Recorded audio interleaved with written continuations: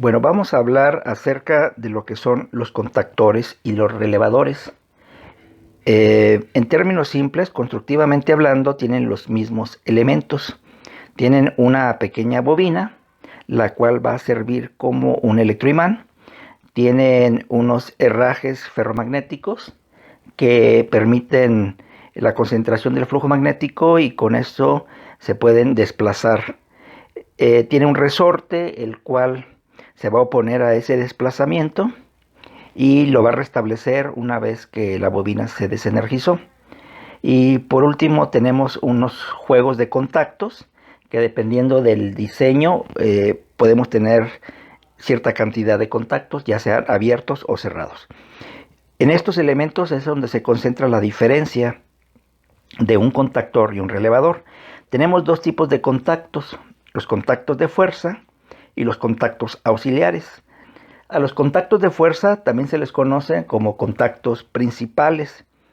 Estos contactos están diseñados para soportar la temperatura que se llega a generar por las altas corrientes de los motores, principalmente durante su arranque, mientras que los contactos auxiliares son menos robustos y se diseñan para soportar las corrientes con que se alimentan, por ejemplo, las bobinas de otros contactores o otros relevadores. De igual modo, por ejemplo, para alimentar lámparas de señalización. De tal modo que nosotros podemos decir que los contactores contienen contactos de fuerza o contactos principales y pueden llegar a tener apoyo de contactos auxiliares, mientras que un relevador solamente se va a integrar por contactos auxiliares. Por lo tanto, un relevador solamente va a operar en el lado del control de nuestro circuito, mientras que un contactor, pues sí se diseñó para poder alimentar motores trifásicos.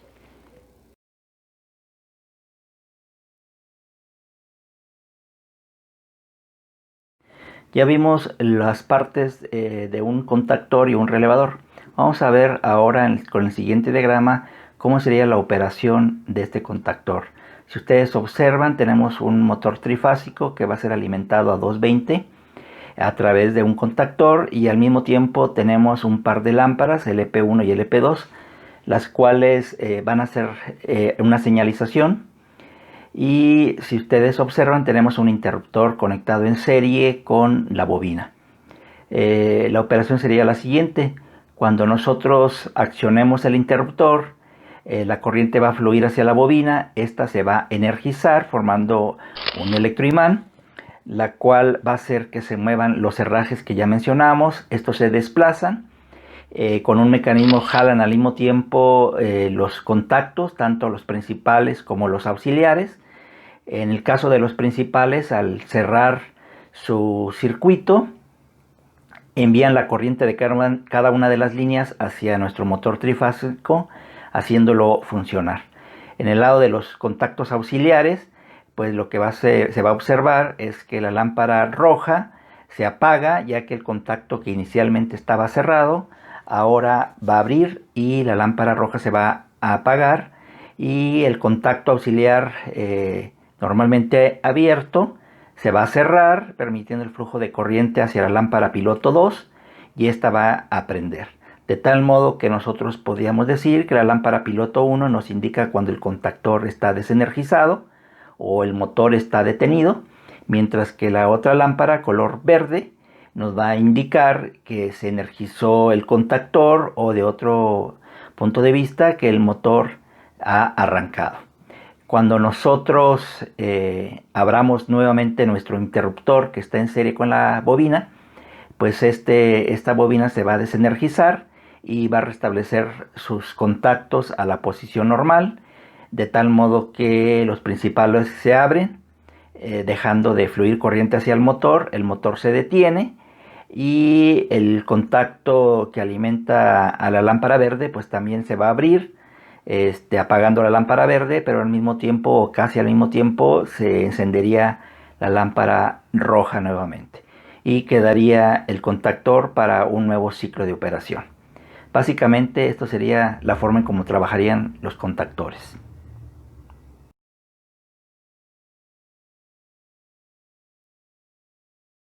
Ya comentamos que la diferencia principal entre un contactor y un relevador se da en función de la aplicación que hacemos de estos. Sin embargo, si nosotros encontráramos dos elementos como se muestra en la imagen que físicamente son muy parecidos, la forma en cómo podemos diferenciar el relevador y el contactor es mediante la identificación de las terminales. Los contactores, al poder trabajar con motores, van a tener contactos principales y estos contactos principales se identifican a la entrada con los números 1, 3 y 5, mientras que estos mismos contactos principales, sus salidas se identifican como 2, 4, 6. Mientras que los contactos auxiliares siempre se van a identificar con 2 dígitos, de la misma manera como se hacen los contactos de los pulsadores. El 1 es para la entrada de un contacto cerrado, el 2 es para la salida de un contacto cerrado, el 3 es para la entrada de un contacto abierto, el 4 es para la salida de un contacto abierto. Y los contactos se van identificando en un número consecutivo. Por ejemplo, en el relevador de la imagen se tienen 4 contactos auxiliares, por lo tanto el primer dígito tendría el consecutivo 1, 2, 3 y 4. Entonces, de esa manera podemos diferenciar los contactos auxiliares. Si bien ya comentamos que el contactor va a tener contactos principales, puede darse el caso que el modelo que se tenga también o incluya contactos auxiliares. Puede ser uno o varios, normalmente abiertos o normalmente cerrados, dependiendo del modelo que se adquiera. En algo en que sí se coincide tanto en los relevadores como en los contactores es en la forma en cómo se identifican las terminales de la bobina. Estas siempre se van a identificar con las letras y números A1 y A2. Y sabemos que los nones son las entradas y los pares son las salidas, por conveniencia al momento de hacer el cableado. Por lo tanto, esas terminales A1 y A2 consideraríamos que la 1 es la entrada, mientras que la 2 es la salida. Esta es la forma que podríamos identificar físicamente un contactor de un relevador.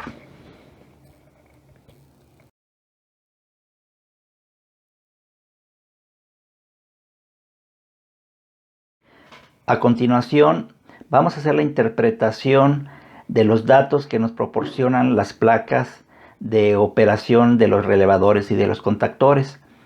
En este ejemplo que se muestra, en la primera parte se observa el símbolo de una bobina y a su lado el voltaje que puede soportar. Hay que recordar que debemos de respetar este voltaje.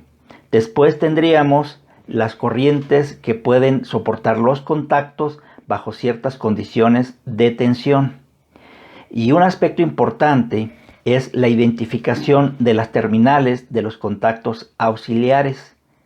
Aquí podemos comentar que a diferencia del ejemplo anterior, estos contactos son de un polo, 2 tiros, es decir, una entrada, 2 salidas. La nomenclatura que se utiliza prácticamente es la misma, con la diferencia de que tenemos un común en la entrada. Entonces, ese común también se identifica de acuerdo al número de contactos. Si ustedes observan, tenemos 3 contactos, por lo tanto, el primer dígito sería 1, 2, 3. El segundo dígito nos diría que es cerrado, ya que estos contactos de un polo, un tiro, siempre van a tener un contacto cerrado y un contacto abierto. Y como ya sabemos, los contactos cerrados, las salidas se identifican con el 2, mientras que las salidas de un abierto se identifican con el 4. Por eso es que tenemos que la entrada del primer contacto va a ser 11, la salida va a ser 12 para el cerrado y 14 para el abierto. Esta misma lógica se aplica para el resto de los contactos.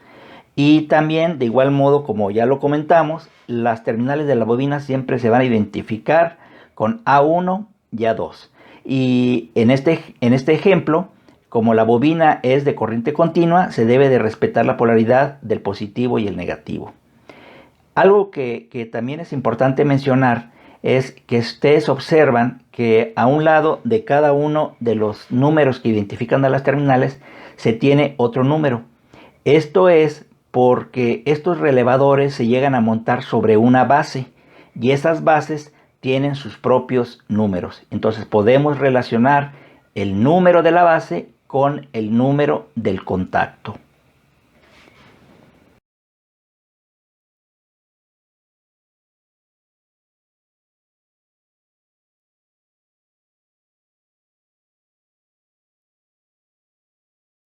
Y ya para concluir este video, vamos a utilizar otra placa de datos de un contactor y nos vamos a concentrar sobre lo que es la información referente a la potencia del motor que le puedo conectar a este contactor. En esa tabla se muestra en la parte superior el número de fases del motor, una fase o si el motor es trifásico. En la siguiente línea, los voltajes de operación de esos motores. Y por último, el caballaje, es decir, los HPs de ese motor. Lo podemos interpretar así.